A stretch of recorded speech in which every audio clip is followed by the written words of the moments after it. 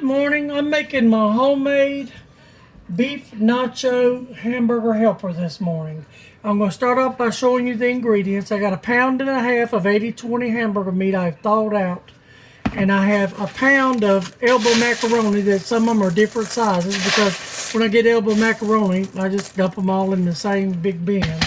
And here I have 2 tablespoons of plain flour. I have a tablespoon and a half of beef bouillon, and I have a tablespoon of each garlic and onion powder, a teaspoon of paprika, and a teaspoon of black pepper. I did not put salt because this is nacho cheese. You want to wait till last. I have a cup of milk, a half a stick of butter, a cup of just nacho cheese, and I have 1.5 cups of water in case we need. Now I'm going to move you over here so we can get started. I got my pan already heating, so let's see if I can get you set up so you can watch.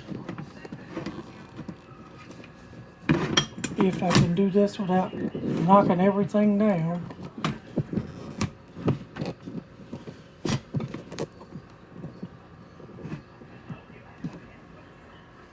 Okay, I think that's at a good angle, hopefully. I'm going to go ahead and get my hamburger meat in here because my skillet is good enough. And all this should be practically a one-pot deal. Just going to brown this up right quick. And I will list the ingredients below.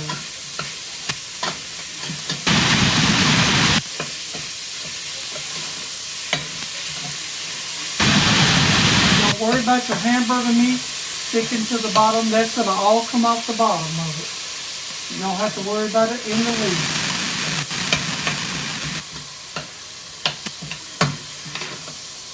And with a little bit of grease is in there, you're going to need it for your flour and your dry ingredients. We're going to take the hamburger meat and make it sort of like a gravy.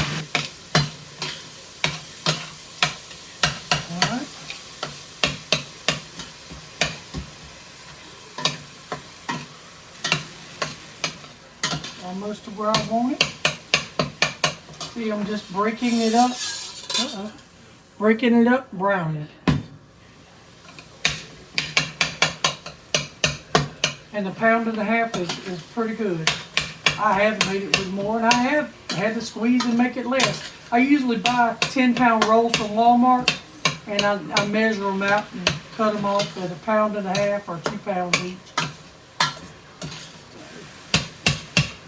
And then I buy some that, like if I'm going to make hamburgers, I do them like 2.5 pounds.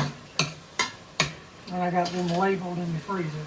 Okay, we're just waiting on this to brown up. And then after that, this is going to go really fast.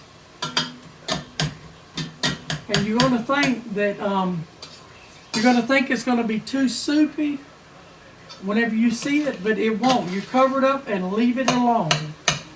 And it will soak every bit of that. And I'll come back on a part 2 in about 10 minutes after I cook it, and I'll show you what it turned out to look, how it turned out to look. If it's too soupy. But you want it to be a little soupy so the pasta can suck it up. We're just about there. I thawed my hamburger meat in the microwave. I used it on a high defrost temp, and I did it on 22 minutes, and there's still a couple little pieces that need thawing, but we're almost there. Let me see if I can zoom you in without knocking my camera down, so you can see as I put everything in. There we go. I think that's a little bit better.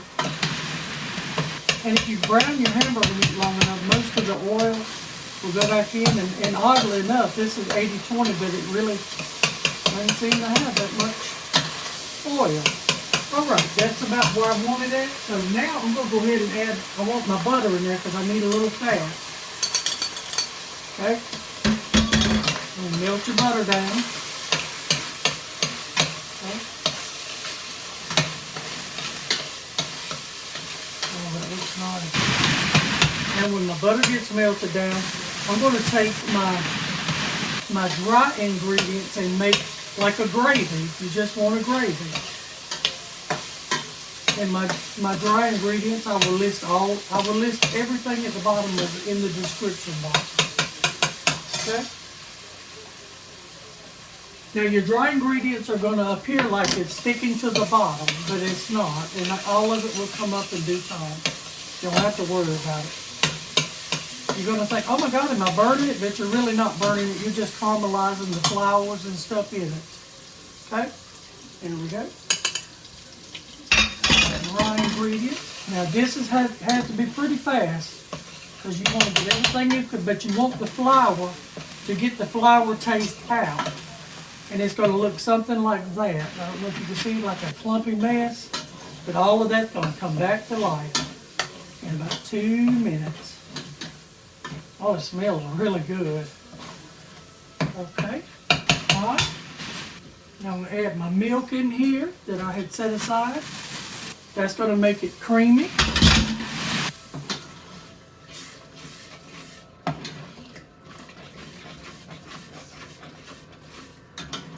And it gives it a good color. And if you, I'm going to see if I can show you the color of it. See that? Okay. Now, let's go ahead and I'm going to put some of my water in here, not all of it. I'm going to add half. Okay? And you may need more water, you may need less water. I just set the water out because I knew I was going to need water. Okay. And still at this point, you do not want to taste for salt because the beef bouillon has salt in it and your nacho cheese is going to have salt. You want to bring this back to boil. And I see I'm going to need a little bit more water to bring back to boil. I'm going to put this in there. Okay.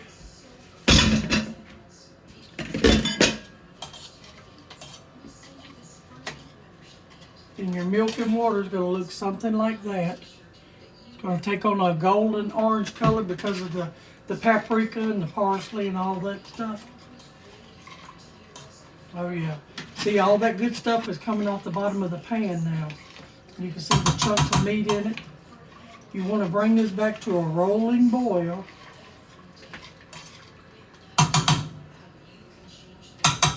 And then you want to start adding your cheese a little at a time and just sway it in there. Just go back and forth. Your cheese will just, see, it just comes off the spoon. Back and forth. And you can do this with different kinds of cheeses. It's just that we like nacho cheese, and I usually buy nacho cheese in bulk. But you can get nacho cheese real cheap at Dollar General, Dollar Tree. I mean, it comes in those little pouches. It's sort of like a creamy blend of Velveeta. So go ahead and put the rest of my cheese in there.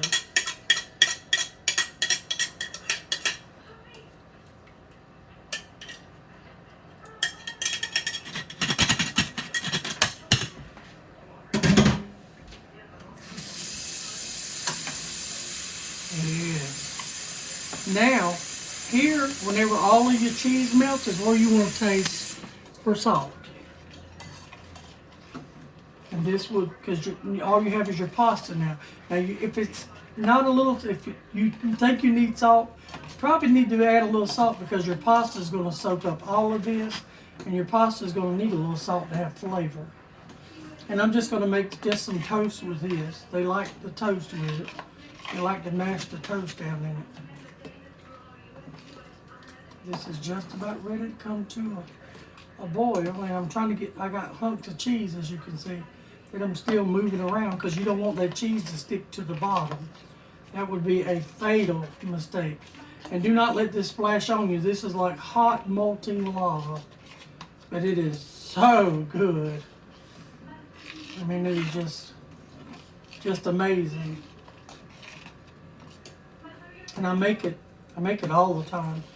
And although I don't do a video every day of cooking, I usually cook almost every single day. In some form. I'm gonna taste it.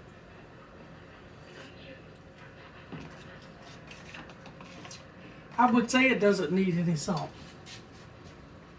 So now it's came to a rolling boil, and there's no cheese. So now I'm going to add all my pasta to it. I'm going to sit my bowl to the side. And you want to bring it back to a rolling boil and let it boil just for a few minutes. You do not want to turn this off and leave it on this eye. You want to turn it off, and I'm going to get a plate ready. I have a lid for this, but I'm just going to put a plate on top. It's so much easier just to grab a plate instead of getting a lid out under the counter. I don't bend very well, so. And you don't have to worry about your pasta. You bring this to a rolling boil, and I'll do a part 2 and bring you back so you can see what it looks like. We'll try to hold this over here so you can see. See, it's still boiling. I'm going to let it boil just for a couple of minutes. Okay. And that's it. I'm going to turn my eye off. I'm going to take this and cover it and move it off that eye because it will scorch. And then I will bring you back in part 2 and show you what it looks like. All right, bye-bye.